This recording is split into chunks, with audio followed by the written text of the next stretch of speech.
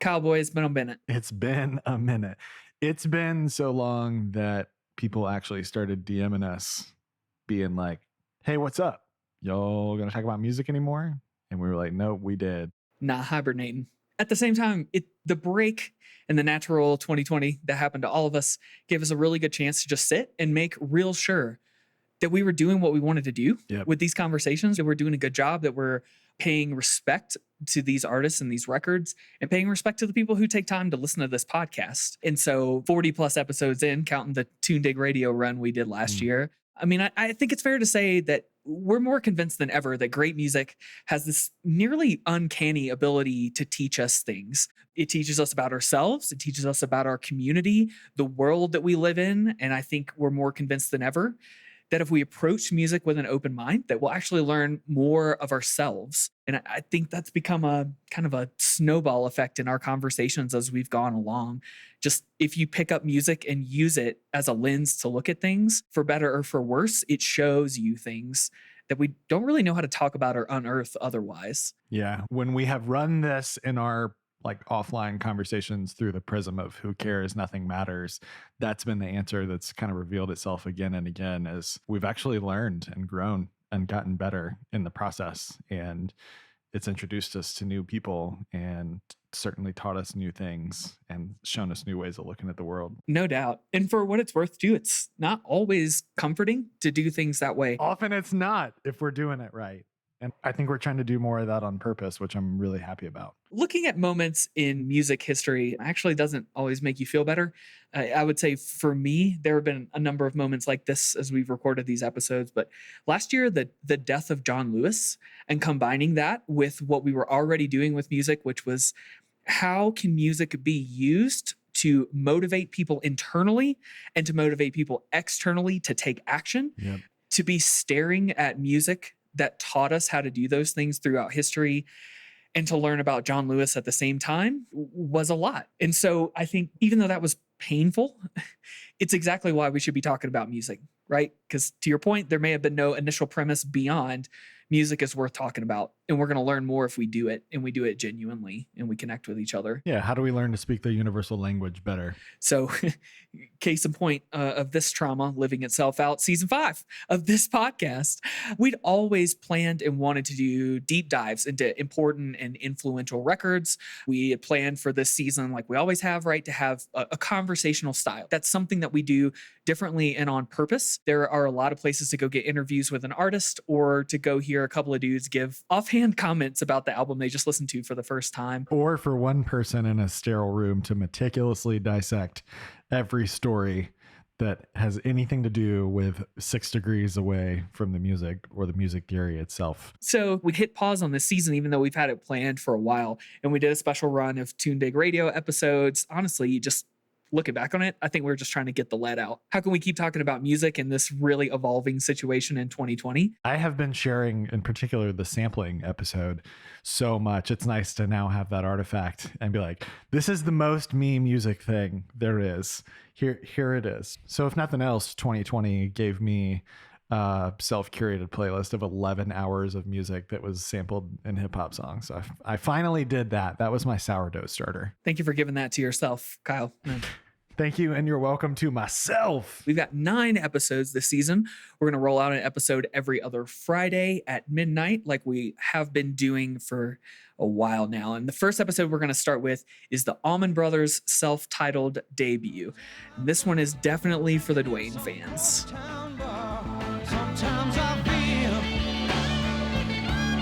sometimes I feel like I've been tied to the whipping post, tied to the whipping post, tied to the whipping post. Good Lord, I feel like I'm dying. I think there were a number of times that we debated what record by the artist that we had chosen to select. And there were a number of places we could have gone with the Allmans. I think we wanted to start back on familiar ground with an artist that we really know and love really super deeply. And I'm really glad we landed at this place, because this is as close to a return to our roots moment as I think we could possibly get. So I'm excited to start off on this note. And speaking of that kind of roots moment, after that, we hit Queen, Dolly Parton's Jolene. And she takes us on that Appalachian journey. Honestly, I think that both of us probably thought we were pretty well acquainted with already. We like grew up around a Dolly immersed culture. And boy, did we still have a lot to learn and talk about.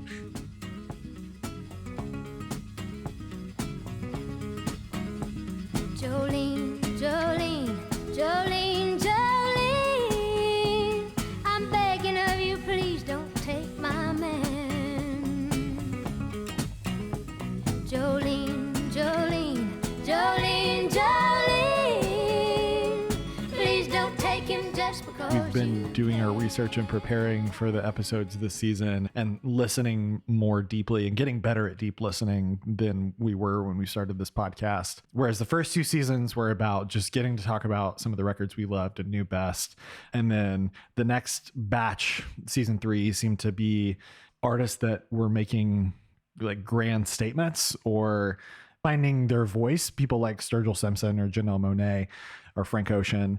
And then season 4 was the weird season where we took touch points like Can or Sun or Tom Waits or Chelsea Wolfe, and we found people that were like deliberately counterculture in their scene.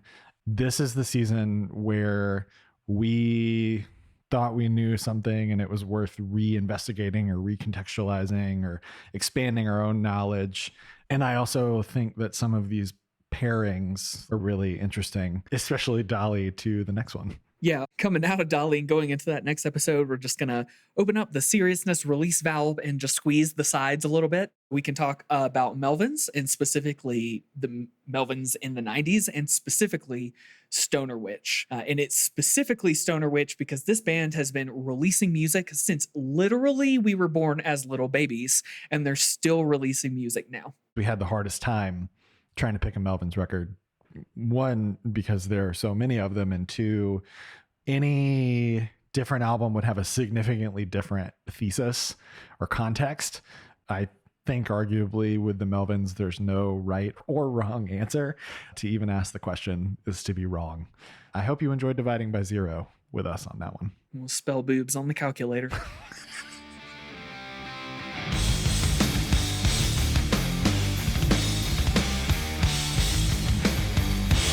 Bull, you squirrel!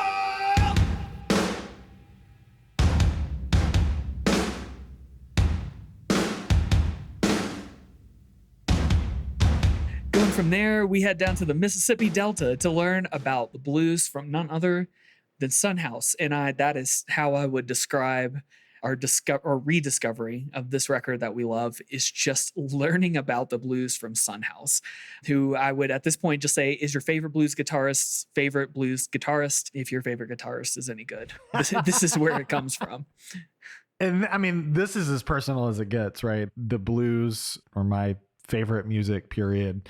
And you were the one who introduced me to Son House. Hey, the guy in the Lynyrd Skynyrd lyric, that is the guy that you need to go check out in high school. And I think that's the one where we've gotten the most academic already. Like we've done the most reading because we objectively knew the least about his life and his story. And coming out of 2020 and thinking about the weird history of this country and how much we don't know or haven't investigated or haven't talked about, like not to get too heavy handed, because Son House is just a badass ripping blues dude with a great voice, but there's a lot of stuff that I didn't know. I didn't know that it was old guy Son House, and he had this whole air quotes career when he was younger. And there were all these weird connections that it's just like, there's so much about the story of America that's wrapped up in that one. Yep. And such a great example too of being handed a narrative about an artist. You know, when you tell stories, just like the blues, right? They get simplified, repeated, and eventually may not be the story that actually needs to be told. Don't you mind people grinning in your face? Don't mind people grinning in your face. Yeah, just bear this in mind. A true friend is hard to find. Don't you mind people grinning in your face. After that, our 8. We hit up Anti by Rihanna, and still somehow her most recent release as of the date of me speaking into this microphone. And I would encourage you too, the more that you don't think you like Rihanna, the more I really want you to give this episode a shot. I don't know how many people are going to disagree at all that Rihanna is great. Her greatness is obvious, but we knew we wanted to cover some kind of a big capital P pop record this season because that's been a blind spot for us. We haven't done that at all. So this is that. I hope you'll stick with us to that point in the season. Yeah, we don't let pop records be throwaways when we cover them. And I mean, and this is like a generation defining good one. So I'm so sublimely happy. Desperado, sitting in a old Monte Carlo, a man whose heart is hollow. Take it easy. I'm not trying to go against you. Actually, I'm going with you. Gotta get up out of here and you will leave me behind. I know you won't, cause we share common interest. You need me there. And to that end, talking about one of the biggest records of the year when she came out with it, still one of the biggest pop acts in the world. I mean, one of the reasons she is because she understood club culture, right? She knows how to just crank out club bangers. Yeah, a master of context for sure. Yeah. And so what we do on the next episode, which is great, is let's just go all the way down into sound system culture and talk about King Tubby Meets Rockers Uptown by Augustus Pablo, arguably the genesis of that sound system culture that would then be imitated and appropriated the world over and would decade over decade snowball into acts like Rihanna. And I love talking about this record because we get to talk about what does it take to make a 2021 sounding dub record in 1976 using a lot of boxes and cables and no computers.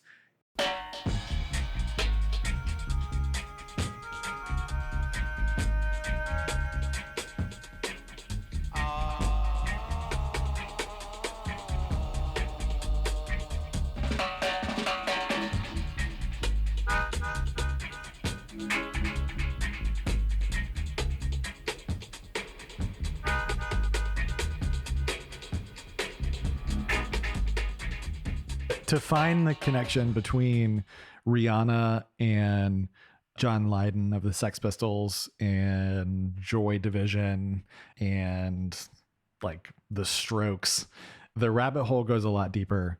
I have come away with a greater appreciation of reggae music and culture and ideology in general. My understanding of it was so monolithic and kind of a caricature, but I feel that I have this one great entry point to teach me a little bit of what I didn't know and scratch a brand new itch for me. And my hope is that that episode will do the same for our listeners.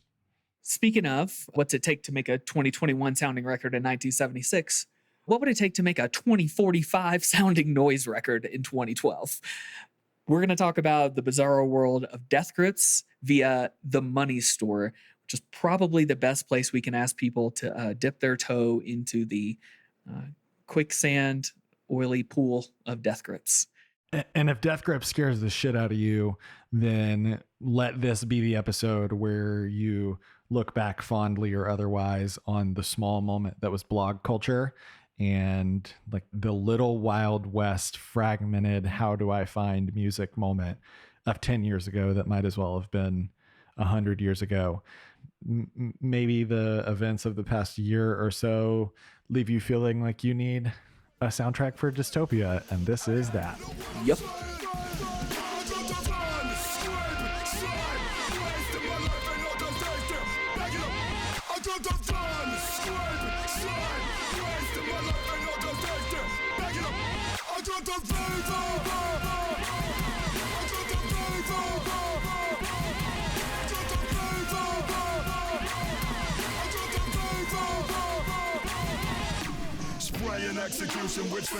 Speaking of soundtracks of dystopia, hopefully you caught Fetch the Bolt Cutters from Fiona Apple or this past year, 2020. I mean, that record kind of blew everything else out of the water, considered by many the year's best record.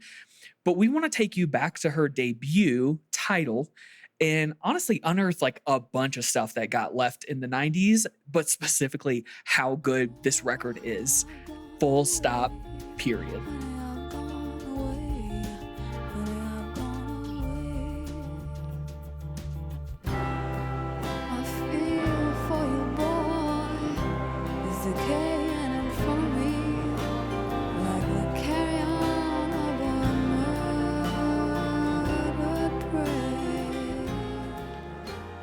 I know in my frontal cortex that Fiona Apple is good and great, and that it's over there. I just never found the motivation to like go there and spend the time with it.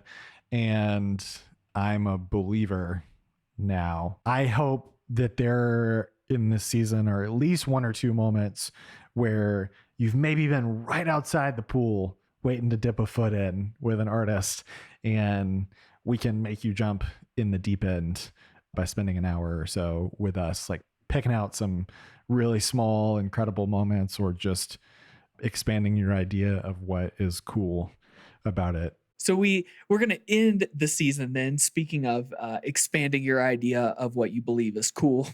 We're going to talk about Bitches Brew, and we somehow did it in less than 6 hours. But boy, you are definitely going to learn something new, and you're going to be inspired by that entire effort. And we say that really sincerely because we were blown away about how inspired we were just thinking and listening and hearing about the making of that record before we even get into how great the music itself was. So if there's nothing else in this season that you're excited about, that's the one that I hope you'll bookmark the release date for and like really active listen, like chill with some lemonade. The weather will be warmer by the time that episode is out, and maybe you can sit outside in a private location without a mask on and take deep breaths.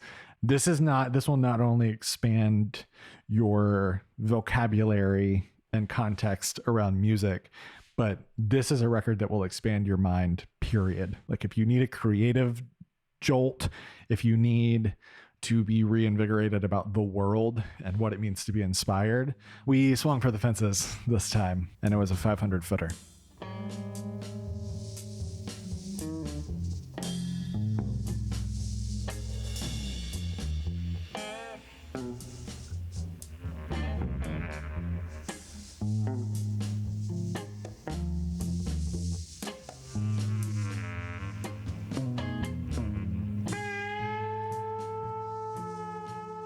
And it's worth noting too, because I agree, like, please, if you had to pick one, do this one. Although if you do wait, and if you're listening to this trailer and then you wait until May to listen to our next episode, you owe us a review on iTunes or some shit. But like, I do want to say, like, our conversation is not just this record is so good. Oh my God, listen to this music. Oh my God, listen to this song and how good this song is. Actually, that is almost the wrong way to look at Bitches Brew. Right? Like we like empirically are able to see how the inspiration built itself up and why literally and objectively this was one of the best pieces of work to be created by a musician at all at that point in history. We do our work so that you can learn more and be inspired by it as well, because you're not going to hear everything just by listening to Bitches Brew alone and not actually knowing anything about it. That's true. That's a good point. Yeah. So first episode, the Allman Brothers debut, drops on Friday, February 26th, and we'll see you then.